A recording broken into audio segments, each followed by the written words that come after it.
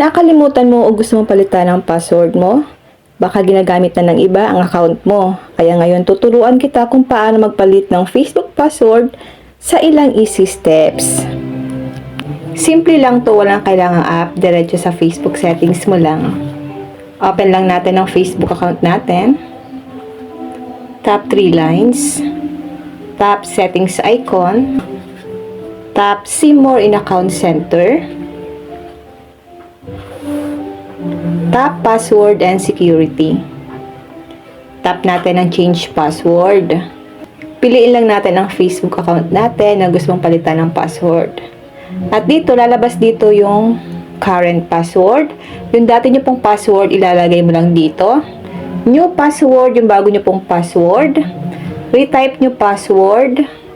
Sa new password at sa retype nyo password, parehas lang po dapat yung ilalagay mo dito.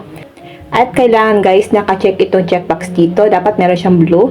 Log out of other devices.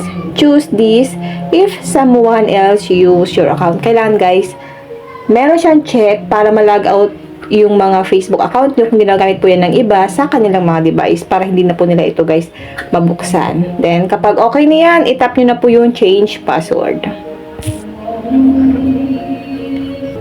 Ganun lang kadali, siguraduhin lang na strong password. Haluan mo ng letters, numbers, at symbols para ma-secure.